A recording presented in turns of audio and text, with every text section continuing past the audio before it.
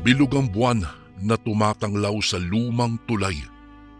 Umaalulong ang mga aso kasabay ng mahinhin hanggang sa malakas na pagbugso ng hangin at ang kakaibang paggalaw ng mga sanga ng punong kahoy.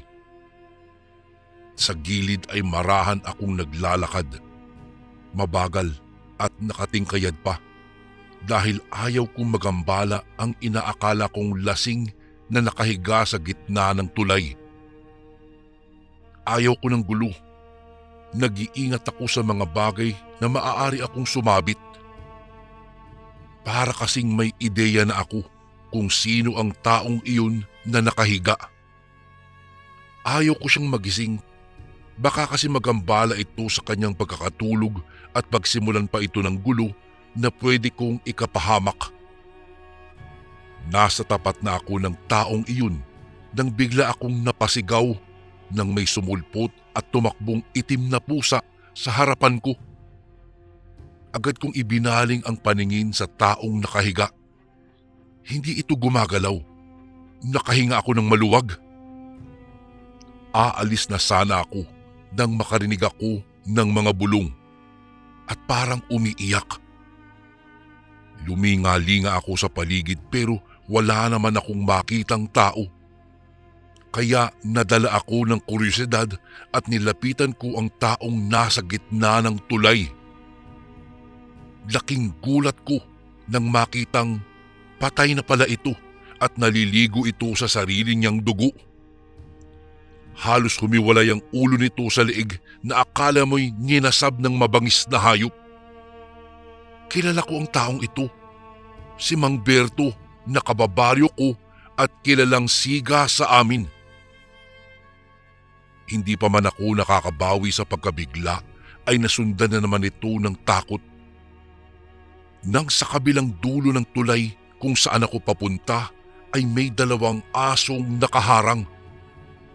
Galit na galit ang mga mata habang nakatingin ito sa akin. Namumula ito at ang mga ngipin ay nangangalit. Hindi ko alam kung sisigaw o tatakbo ako dahil sa pagkabigla. At habang ikinukurap ko ang aking mga mata, ay nagbabago pa ang laki nila. Nagiging mas malaki ito at mas mabangis pang mga aso. Mabuti na lamang at palagi kong bitbit ang tansong punyal na nakasabit sa bewang ko. Agad ko itong inilabas at nakipaghamunan sa mga nilalang na iyon. Pero mabuti na lamang sa muli kong paglingon ay nawala na sila. Taong 1986, bayan ng Gimbal, Iloilo. Kuya Bari, ako po si Larry at ito ang aking kwento. Maliit pero mayaman sa mga natural na biyaya ng kalikasan ang aming lugar. Sariwa at sagana sa mga gulay at prutas at isa ito sa ipinagmamalaki ko sa aming baryo. Hindi problema ang pagkain sa taong masipag. Hindi namin problema kung saang kamay ng Diyos hahagilapin ang mga pagkaing lalaman sa mga nagugutom na sikmura. Sariwa din ang hangin na libre namang nalalanghap. Matamis ang tubig na nagmumula sa bukal o balon. Tahimik at maayos din ang aming pamumuhay. Bagamat hindi mga bato ang mga bahay, may kani-kanya namang mga sariling maluluwang na bakuran na kinatitirikan ng mga kubong gawa sa pawid at kawayan. Wala kaming problema maliban sa isang taga-baryo na nagngangalang Mang Berto. Si Mang Berto, Kuya Bari, ay tanyag sa amin dahil sa kanyang masamang ugali. Kilala siya bilang lasenggo at nagsisiga-sigaan kapag nakainom ito. Mahusay sa gulo saan mang sulok ng aming baryo magsuot. Nauubos ang oras sa labis na pag-inom at pakikipag-away sa mga inosenteng tao. Palaban din ito kung sumisigaw ng mga insulto at pananakot sa mga nakakasalubong na mamamayan. Ang ganitong aksyon ni Mang Berto ay nagbigay takot at paghihirap sa mga tao sa amin na napapagod sa kanyang nakakagambalang presensya. Kinamumuhian talaga siya ng lahat. Wala ng pamilya si Mang Berto. Ayon sa mga kwentong nagpapasalin-salin sa bibig ng mga taga sa amin, ay mayroon daw itong asawa na nagngangalang Lusing. Maganda at mabait daw ito. Maayos silang naninirahang mag-asawa. Mayroon silang negosyo, ang pagpapautang. Maayos pa noon si Mang Berto. Hindi siya lasenggo at lalong hindi rin basagulero. Madalas pa siyang nakikita palagi sa kapilya at nagbibigay ng mga donasyon. Masaya silang nakakatulong sa kapwa, lalong-lalo na sa mga nangangailangan. Ngunit hindi laging balik agad ang pera mula sa kanilang mga pinautang. Minsan o madalas ay hindi agad nakakabayad ang ilan. Mahaba naman ang pisi ng mag-asawa sa usaping ito. Subalit dumating sa isang pagkakataon na sila naman ang nangangailangan ng pera. Nabuntis itong si Aling Lucia at maselan ito. Kaya ginawa lahat ni Mang Berto ang paraan para makasingil, pero dahil sa hirap ng buhay din noon ay marami ang nahirapang magbayad. Ngunit sa halip na makiusap sila ng magbigay pa ng palugit ay sama-sama silang hindi nagbayad. Dahil sa nangangailangan na rin ng medikal na atensyon, itong si Aling Lucia ay nagbenta na lamang ng mga ari-arian at lupa si Mang Berto. Kahit papaano, nakaraos ang pamilya nila sa pagsubok na dinala sa pagbubuntis ni Aling Lucia. Noong makapanganak, agad inasikaso ni Mang Berto ang mga taong may pagkakautang. Kailangan pa rin niya kasi ng pera dahil ang anak niya ay may kakaibang sakit na hindi matukoy. Ngunit naging bulag at bingi ang mga tao sa amin. Walang gustong tumulong, walang gustong magbayad, walang nakisimpatya. At ang masama pa, ginawa ng masamang kwento ang anak nila. Nang mag-iisang taon na kasi ang bata, napansin ng ilan na parang mas mabalahibo ang katawan ng bata kumpara sa iba. Mayroon din kasi itong malaking balat na itim na tumatakip halos sa kalahati ng kanyang mukha. Sinasabi nilang baka raw hindi anak ni Mang Berto ang bata at ito'y anak ng isang engkanto o anumang nilalang mula sa kadiliman. Bagamat walang makapagpapatunay, nabigyan naman ito ng dahilan na mas lalong paghinalaan ang bata nang magsimulang magkawalaan ang mga alagang sisiw o manok ng mga kapitbahay. Galit na galit ang mga tao noon sa pamilya ni Mang Berto. Gusto nilang palayasin dahil sa akusasyong wala namang pruweba. Kumalat ang balitang aswang daw ang anak nila Mang Berto at Aling Lucia. Hanggang sa isang araw, nabalitaan na lang namin na wala na raw ang mag-ina. Walang nakakaalam kung saan na ito nagpunta kasama ang anak o kung buhay pa ba sila. Napansin na lang din namin ang biglang pagbabago sa ugali ni Mang Berto. Palagi na itong umiinom ng alak. Laging laman siya ng kalsada at naghahamon lagi ng away. Matagal na panahon na naging ganoon ang buhay ni Mang Berto. Hanggang sa nagbinata na po ako ay ganoon na siya, Kuya Bari. Naintindihan ko naman iyon dahil alam kong mayroon siyang pinagdadaanan. Pero ang pagwawala niya ang talagang naging problema naming malaki. Halos lahat ng tao ay galit sa matanda at isinusumpa siya, lalong-lalo na pag nag-iingay na at naghahamon ng makakaaway sa kalsada. Wala rin namang magawa ang mga barangay tanod dahil makailang beses man nila itong pagsabihan o pagmultahin ay hindi naman siya talaga nagbabago.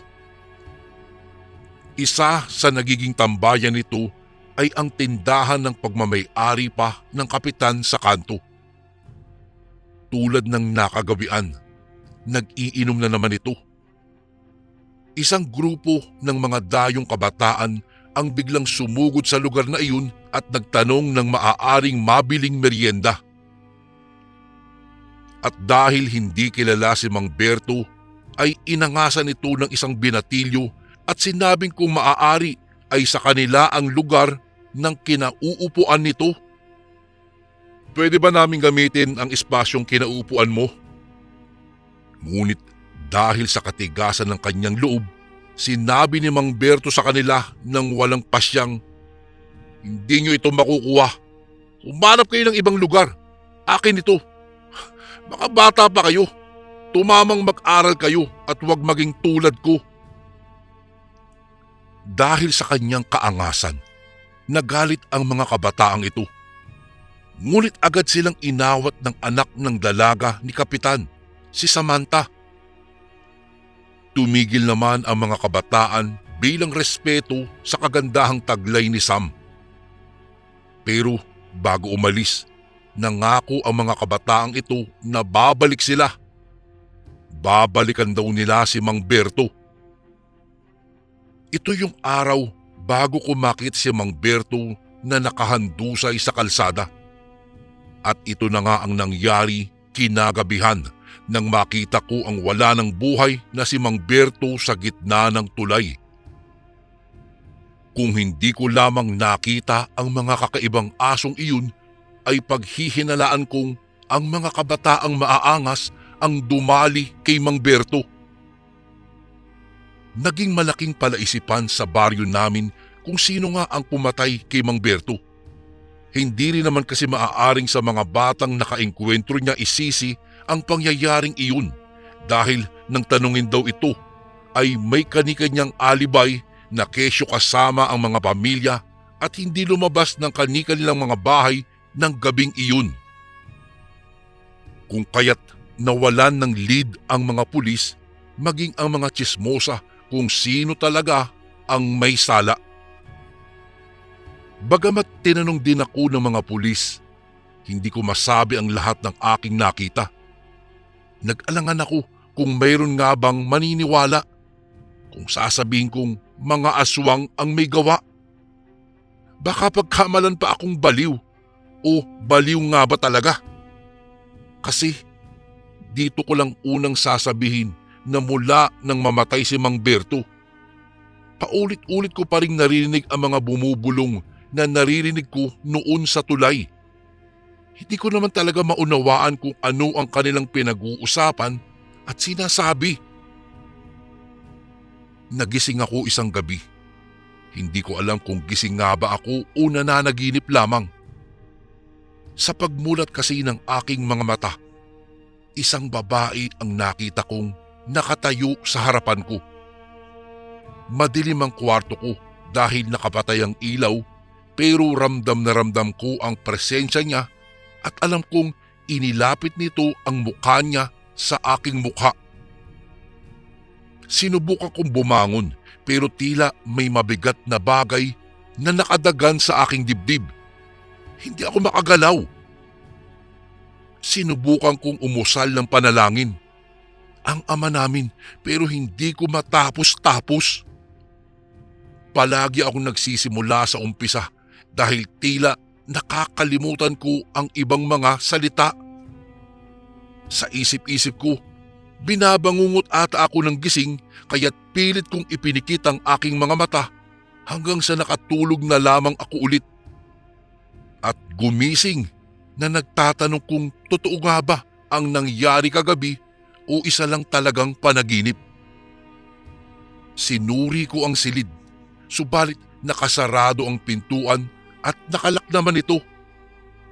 Pinuntahan ko ang bintana at ito ang nakita kong nakabukas at sira ang lock. Agad akong nakaramdam ng labis na kaba sa pag-iisip na baka doon dumaan ang taong iyon na gumagambala sa masarap kong tulog. Tiningnan ko mabuti ang mga cabinet ko kung saan nakalagay ang aking alkansya. Nando naman ito at wala ring nawawalang gamit sa aking silid. Kaya nakahinga ako ng maluwag. Nang mailibing si Mang Berto ay unti-unti na ring nakalimutan ng mga tao ang tungkol sa kanyang pagkamatay. Mas marami kasi ang tila mas madaling natanggap ang naging kapalaran nito dahil kahit papaano daw, matatahimik na rin ang aming baryo sa maingay na siga. Nagpatuloy lamang ang aming buhay. Balik sa dating gawi ang lahat. Ngunit mayroong isang nilalang na hindi matahimik. Ako yun. Palagi kasing bumabalik-balik sa isipan ko ang hitsura ng dugo ang katawan ni Mang Berto. At palagi ko ring tila nakikita ang malaking asong itim. Hindi ko naman nakita na ito ang pumatay sa siga, pero sino nga ba ang pwede kong pagbintangan? Alangan namang sarili ko, hindi ba? Mabuti na lamang at isang araw na ibaling ko sa iba ang aking atensyon. Isang magandang dayo ang bagong salta sa aming barangay. Kumuha ito ng isang bahay paupahan at labis kong ikinatuwa na sa tapat lamang ito ng aming bahay. Siya si Maria. Napakaputi niya at may maamong mukha. Sa unang pagkakataon, Kuya Bari, humanga ako sa isang babae. Kakaiba siya pero parang pamilyar ang kanyang mukha. Para bang nakita ko na siya dati, hindi ko lang talaga matandaan. O pwede ring may kahawig pero hindi ko mapagtanto kung sino. Hanggang sa naalala ko ang panaginip ko. Hindi ako maaaring magkamali. Siya yun. Hindi ko alam kung ano ang sadya niya sa barangay namin o kung ano ang trabaho niya. Sa ilang araw kong pagmamanman sa kanya, nalaman kong gabi-gabi itong umaalis at umaga na kung bumabalik. Maghapon itong nagkukulong sa kanyang silid at hindi rin siya mahilig makihalubilo sa mga tao. Bihira ko rin siyang makitang nakangiti. Marami na ang sumubok na makipagkaibigan sa kanya pero sabi nga ng iba, suplada raw ito at walang pakialam sa ibang tao. Dahil sa gawin niya araw-araw ay hindi na iwasang pag-isipan siya ng mga tao ng hindi maganda. May nagsasabi na isa raw siya marahil pokpok o babaeng nagbebenta ng aliw kaya sa gabi lamang ito lumalabas. Ngunit ang mas nakaagimbal na kwento-kwento na ipinagkakalat ng mga tsismosa ay isa raw aswang itong si Maria. Hindi ko na alam ang paniniwalaan ko, pero isa lang ang alam ko. Noong panahong iyon ay nabibighani ako sa ganda niya. Mukhang nagugustuhan ko siya, Kuya Bari. Alam ko ang oras ng kanyang pag-uwi. 5:00 ng madaling araw. At sa mga pagkakataong nagigising ako sa ganitong mga oras ay palihim ko siyang pinagmamasdan mula sa maliit na butas sa sawali ng aming bahay. Isang beses, habang pinagpapala ko ang aking mga mata sa angkin niyang kariktan, ay napatingin ito sa direksyong kinaroroonan ko. Hindi naman ako nag-alangan dahil alam ko naman na imposibleng makita niya akong nakasilip mula sa distansya ring iyon. Saka madilim pa ang paligid. Kuya Bari, nakita ko siyang ngumiti at kumaway sa akin na para bang nakikita niya ako. Napakalinaw pala ng kanyang pakiramdam at mata. Kakaiba siya. Mula ng araw na iyon, bumalik na naman ang mga bumubulong-bulong sa aking tenga. At ngayon, mas naging malinaw na. Naiintindihan ko na ang bulong. Kinikilabutan talaga ako sa aking mga naririnig. Hindi raw aswang ang pumatay kay Mang Berto. Tulungan ko daw siyang alamin ang katotohanan tungkol sa naging kasawian ng matanda. Tinanong ko siya kung bakit ako. Ngunit wala siyang sinabing dahilan. Isang madaling araw ulit ay inabangan ko na naman ang pagdating ni Maria. Sumilip ako sa butas. Tumingin siya ulit sa akin at kumaway. Akala ko ay matatapos ng ganun iyon pero bigla siyang nagsalita. Bakit ba daw ako silip ng silip? Pwede naman daw akong mamasyal sa bahay niya para kami ay makapag-usap. Ang boses niya, Kuya Barry, pamilyar. Boses iyon nang narinig kong bumubulong-bulong sa akin. Mas lalo akong nataranta dahil sa distansya naming iyon. Imposibleng marinig ko siya kung sakaling mang magsalita siya, maliban na lamang kung siya'y sumigaw. Ngunit ang mas nakakabahala, nagsasalita siya pero hindi naman bumubuka ang kanyang mga labi. Siya nga iyon, hindi ako pwedeng magkamali. 10:00 ng umaga ay may kumatok sa bahay. Si nanay ang nagbukas ng pintuan. Tinawag ako dahil ako raw ang hinahanap ng aming bisita. Pupungas-pungas pa nga ako at hihikab sana nang masilayan ko ang mukha ng aking bisita, si Maria. Hindi ko alam kung tatakbo ba ako noon o sisigaw. Ngunit nilakasan ko na lamang ang aking loob. Nagpakilala siya at nais rin daw niya akong makilala. Ipinauna na niyang wag daw akong matakot sa kanya. Hindi raw siya nangangain ng tao. Iniisip kong nagbibiro lamang siya noon. Gusto lang daw niya akong kausapin dahil nais niyang malaman kung bakit nagagawa kong marinig siya. Hindi ko naman siya masagot dahil hindi ko talaga alam ang dahilan. Tinanong ko siya kung anong klaseng nilalang siya. Bigla siyang natawa at sinabing tao. Natawa na rin ako at gumaan na ang pakiramdam namin sa isa't isa. Masarap palang kausap si Maria. Masiyahin at sobrang mabait. Wala raw siyang pasok sa katapusan. Kung kaya't inimbitahan niya ako sa kanila dahil kaarawan daw niya iyon. Dumating nga ang katapusan. Maliwanag ang sinag ng buwan noon.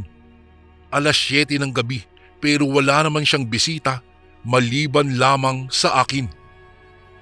Naglabas siya ng mga beer at pulutang karni. Nagkwento siya sa akin tungkol sa pamilya niya.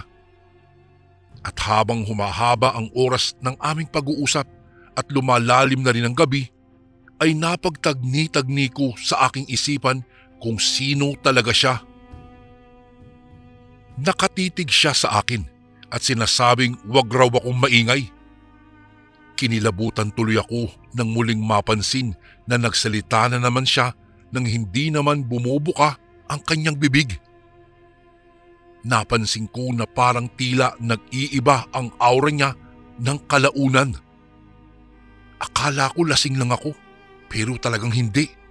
Sigurado ako na ang nakikita ko noon ay si Maria na tila biglang naging isang mabalbon at nagkaroon ng itim na balat sa mukha. Nagsalita siya. Iyon raw ang tunay niyang anyo. Ang magandang dalaga raw na nakikita ko ay isa lamang pagbabalat kayo.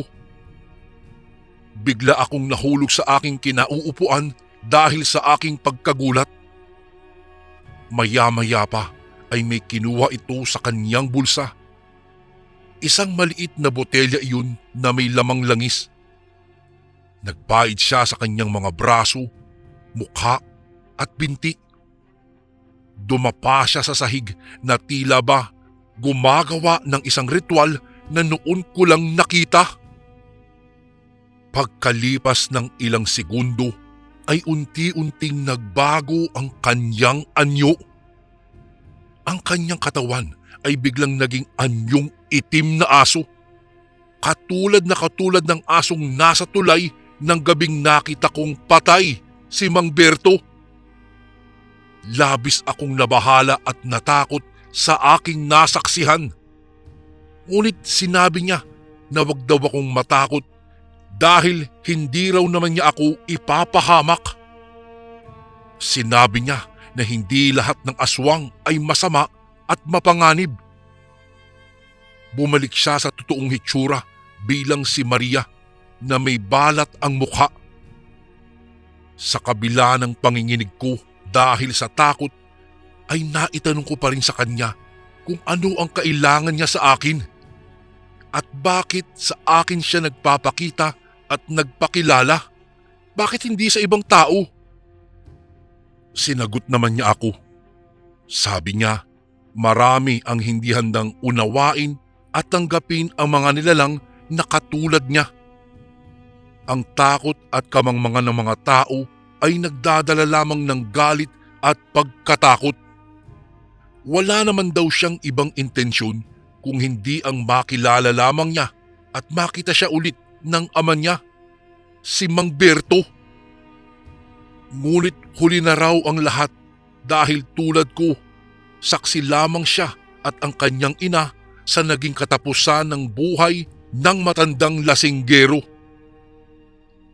Kaya raw siya naroon ngayon sa baryo namin ay upang alamin kung sino ang pumatay sa kanyang ama at mabigyan ng hustisya ang naging kamatayan ni Mang Berto. Labis daw siyang namangha ng gabing iyon dahil alam daw niya na kaya ko siyang mapakinggan, na narinig ko siya kapag gusto raw niya akong kausapin. Kaya ako daw ang napili niya para tumulong sa misyon niyang iyon. Nakiusap siya sa akin. Kahit yung man lang daw ay makabayad ang aming pamilya sa pagkakautang, hindi lamang sa pera, kung hindi sa pagkakasira ng buhay nila bilang isang pamilya. Naramdaman ko tuloy ang pait sa tinuran niyang iyon. Tama siya. Napakalaki ng kasalanan naming mga taga-baryo sa pamilya nila. Ang kanyang ina ay totoo raw na may lahing aswang, pero mas ginusto na mamuhay ng patas at tahimik sa piling ng kanyang asawang si Mang Berto. Ngunit nang ipinanganak daw siya ay nag-alala ang kanyang ina na baka matuklasan ng mga tao ang kanilang lihim, kaya mas pinili ng kanyang ina na itakas na lamang siya at iwanan si Mang Berto. Pinalaki siyang mabuting tao at hindi itinanim sa puso niya ang paghihiganti sa mga taong nakasakit sa kanila. Labis akong humanga sa ina ni Maria. Kaya naman nangako akong susuportahan ko siya. Naging daan ang pagpapakita ni Maria sa tunay na anyo at pagkatao upang magkaroon kami ng mas malalim na ugnayan bilang magkaibigan. Dahil sa naging usapan namin ni Maria, ay nagsimula kami ng sariling investigasyon.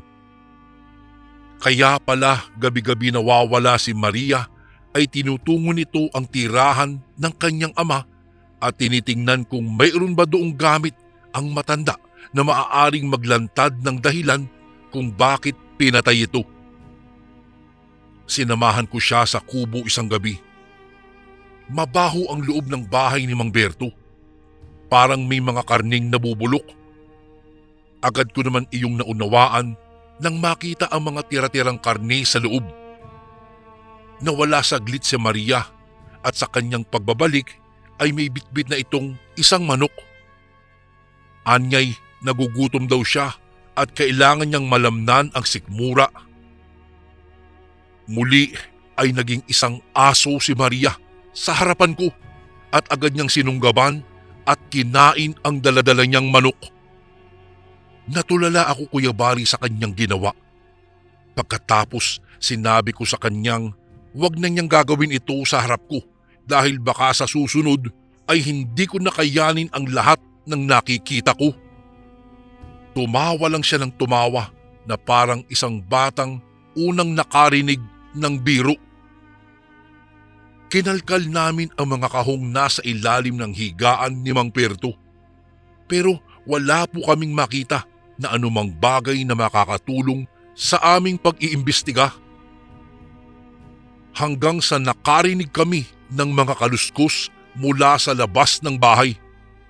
Tapos parang pinipuwersang buksan pa ang pintuan. Narinig namin silang nag-uusap. Halos malaki ang ulo ko dahil ang mga taong iyon, sila ang pumatay kay Mang Berto ayon sa naging takbo ng usapan nila. Alam kong anumang oras ay baka mapahamak na rin kami ni Maria. Wala kaming bitbit na pananggalang o maski anumang sandata na maaaring gamiting panlaban. Muli, narinig kong bumulong sa isip ko si Maria. Nagbibigay siya ng instruksyon. Magtago raw ako at wag na wag lalabas. Nakita kong nagbago ulit siya ng anyo. At sa pagbukas ng pintuan, agad niyang sinalubong ang dalawang pangahas na taong iyon at sinakmal niya ang isa rito sa braso. Agad nagsisigaw ang taong iyon at humingi naman ng saklolo sa kasamahan nito. Pero dahil sa pagkabigla at takot ay agad itong tumakbo at iniwan na ang kanyang kasama. "Huwag kang lalabas," sabi ulit ni Maria sa aking isip. Kaya imbes na tulungan siya, nanatili na lamang ako sa aking pwesto at nagtago. Si Mang Berto pinatay dahil natuklasan niya ang mga lihim na transaksyon sa tindahan nila Samantha. Ang ama ni Sam na kasalukuyang kapitan namin noon ay sangkot sa pagbili at pagbebenta ng mga ilegal na droga. At isa sa mga parokyano nila ay ang mga kabataang nakainitan noon ng matanda. Sinita daw noon ni Mang Berto ang kapitan ng lihim. Kahit pala lasenggo at laging pinagmumura ng gulo itong si Mang Berto, ay mayroon pa rin siyang natitirang malasakit para sa mga taong kinaiinisan siya. Lalo na ang mga kabataan sa aming baryo na maaaring masira ang buhay dahil sa baluktot na gawain ng aming kapitan. Isang malupit na sikretong bumabalot sa mga may katungkulan at ilegal na droga ang naging dahilan kung bakit pala pinatay si Mang Berto at dahilan kung bakit siya naging biktima ng malupit na sistema ng katiwalaan at karahasan sa aming lugar. Galit na galit ang malaking aso kay Mang Lucio. Binitiwan nito ang braso ng lalaki at muling sinakmal ulit ito sa tiyan. Hindi ko na kaya ang nakikita ko kaya ipinikit ko na lamang ang aking mga mata. Hindi ko na matandaan kung papaano kami nakauwi ni Maria ng gabing iyon. Ayaw ko nang alalahanin dahil labis iyong nagbigay ng trauma sa aking pagkatao na makasaksi ng ganoong klase ng pagpatay. Kinagabihan, muli kong narinig ang mga boses. Pumunta ako sa bintana at tinanaw sa kalsada ang dalawang malaking aso na nakatingin din sa akin. Si Aling Lucia at Maria. Labis ang kanilang pasasalamat sa nagawa kong tulong para sa paglutas sa pagkamatay ng kanilang padre de pamilya. At pagkatapos noon, Kuya Bari, hindi ko na muling nakita pa si Maria. Tanging malamyos na boses na lamang niya noong nakakausap ko pa siya ang paulit-ulit kong inaalala. Nawala lamang sa isip ko sandali ang mga alaalang iyon nang dumaan sa harap ng bahay namin ang karwahe na nagdadala sa bangkay ni Kapitan. Araw pala ng libing nito. Pagkadaan noon, muli akong nakarinig na may bumulong sa puno ng aking tenga. Ang hustisya ay nakamit na. And again, maraming salamat po mga kasundo. Don't forget to subscribe and i-click nyo lang po yung bell na button para updated po kayo sa mga upcoming videos namin na paparating. Maraming salamat po ulit. God bless and ingat po lagi dyan. Ito po si Kuya Bari at ako ang Sundo.